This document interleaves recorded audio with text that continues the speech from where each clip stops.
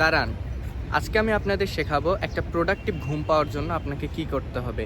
ঘুমের আসলে একটা নিয়ম আছে, যেইভাবে আপনি যদি ফলো করে ঘুমাইতে পারেন তাহলে আপনি শতভাগ প্রোডাক্টিভ হিসেবে সকালে ঘুম থেকে জেগে উঠবেন।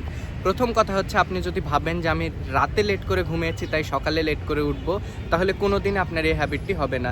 আপনাকে অবশ্যই সকালে একটা সঠিক সময় উঠতে হবে। ধরুন সকালে 6টায় উঠবেন, তাহলে ডেফিনেটলি আপনাকে রাতে 11টা বা 12টার মধ্যে, ম্যাক্সিমাম 12টার মধ্যে ঘুমাতে হবে এবং আপনি সর্বোচ্চ চেষ্টা করবেন যাতে আপনি 11টার মধ্যে ঘুমাতে পারেন। এর জন্য আপনাকে অবশ্যই 10টার মধ্যে ঘুমাইতে যেতে হবে।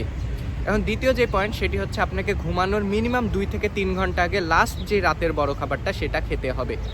এরপর আপনি চা, কফি এবং এই জাতীয় অতিরিক্ত খাবারগুলো পরিহার করবেন এবং পারলে পানিও কম খাবেন। এর পাশাপাশি আপনার গ্যাসের সমস্যা যাদের থাকে তাদের কিন্তু রাতে বারবার ঘুম ভেঙে যায় এবং ঘুমটা প্রোডাক্টিভ হয় না।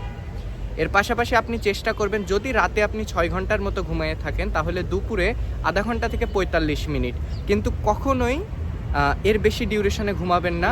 কিন্তু রাতে যদি কোনো কারণে ঘুম একটু কম হয় তাহলে ম্যাক্সিমাম 1 ঘন্টা 15-20 মিনিট পর্যন্ত আপনি এক্সটেন্ড করতে পারেন। কারণ আপনি যদি দুপুরে বেশি ঘুমান তাহলে রাতে আপনার ঘুম আসবে না এবং ঘুমের সাইকেলটা আপনার নষ্ট হয়ে যাবে। এর পাশাপাশি ঘুমাতে যাওয়ার মিনিমাম 2 ঘন্টা আগে থেকে যাবতীয় ডিভাইস থেকে দূরে থাকবেন এবং আপনি যদি এখন ঘুমানোর আগে আমার ভিডিও দেখেন তাহলে এই ভিডিওটা দেখে আপনি আপনার ফোনটি আজকের জন্য রেখে দিবেন।